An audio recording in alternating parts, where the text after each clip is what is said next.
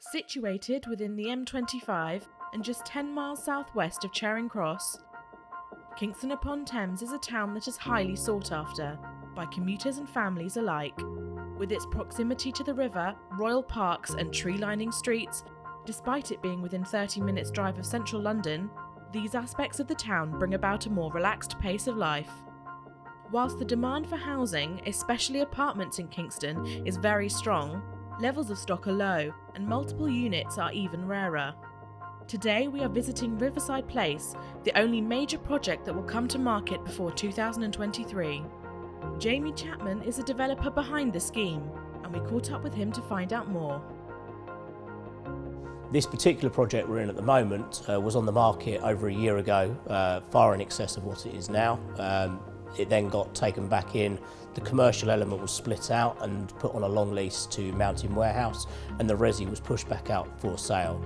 We dived in and got a very good deal on the project. The reason we like Kingston, we've been focusing around the Kingston area in that after the end of this year, there's no delivery of new build apartments in the town centre till 2023-2024.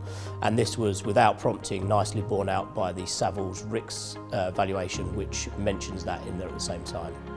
If you add to that we'll have the Help to Buy on the scheme, it makes for a fantastic scheme that is less than 50 metres from the waterfront. We're on a road which runs past the outside of here, which is pedestrianised, so we've got no through traffic coming past the building. It really is a great scheme for a town centre living on the waterfront. Ultra prime locations like this are hard to come by, and to find one in such a fashionable suburb of London like Kingston is a spectacular achievement. And so we asked Jamie what his first impressions of the scheme were, and what he believes to be the key aspects that will lead to this project's success. So when we first turned up to look at the building, it was it immediately rung true of everything we look for in a development. Nice wide street aspect, so you haven't got, which is hard to find in London, other buildings close together. You've got a nice aspect from every side of the building.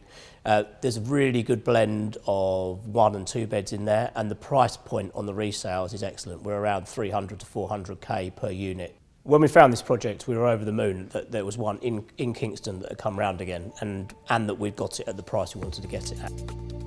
It's not just about the building though, and as we have been taught on popular TV programmes, it's always about location, location, location. And this project definitely delivers in this aspect also.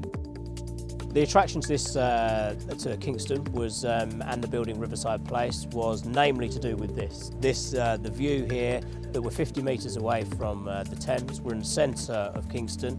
We've got access into central London. We're down a road that is very much pedestrianised. One aspect, we don't get a lot of through traffic. We asked Jamie about the intricacies of the project, including the listed and non-listed elements of the property, and an overview of the build process to come. There's an element of listed in this building. This is the part behind us. From here all the way around, the facade is actually listed. As you can tell, that's not too much of an issue, and it's supported by great big steel beams that are tied into it. So we'll be demolishing everything from the rear of this section down to first floor level, and then we're rebuilding off of the first floor slab.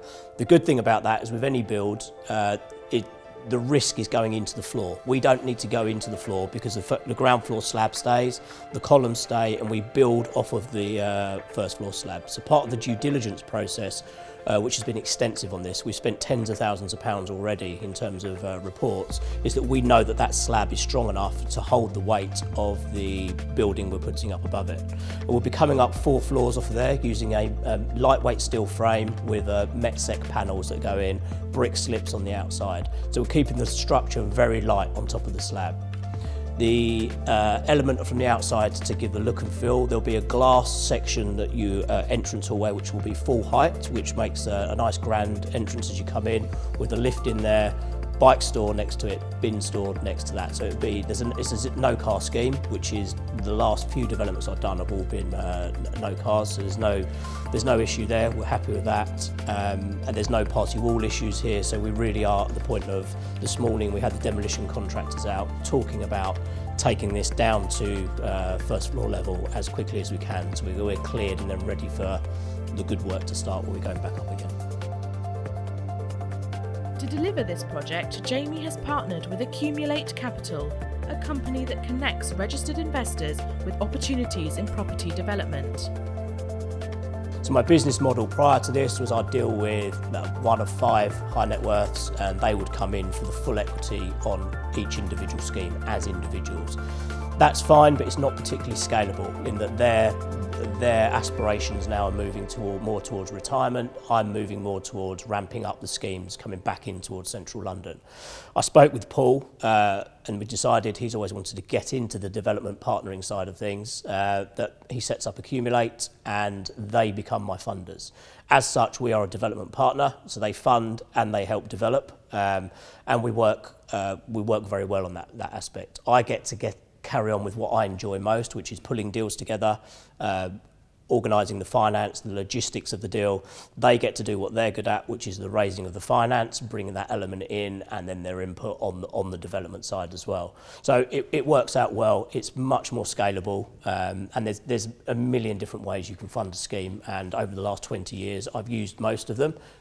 This to me seems the one that's had the most longevity to it. Of course, it's no secret that however attractive a building or location is, the key to a successful project comes down to the numbers. So we asked Jamie to give us an overview of the figures involved in a project of this scale. The numbers are quite interesting on the development, which is what drew me to it in the first place, and the higher than normal profit on cost. So we've got, to run the stack down from the top, we're looking for 2.35 mil of equity goes in. There's £1 million of that, which is 500k coming from myself, 500k coming from Accumulate. Then we've got investors in at 1.35 mil below that.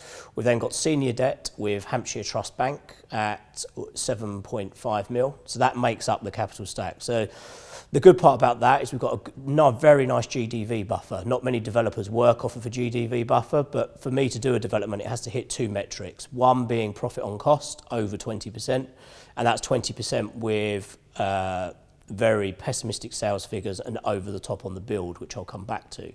So it has to be 20% on that, but then I also look at GDV buffer, which is gross development value buffer, meaning that the market can drop by X% before any of the capital stack gets touched. So on this one, we're at about 20%, I believe. So the market could move down by 20% before any of the equity gets touched. And when the equity does get touched, you're then looking at £1 million of my money and Accumulate's money that's going to be the first to be hit.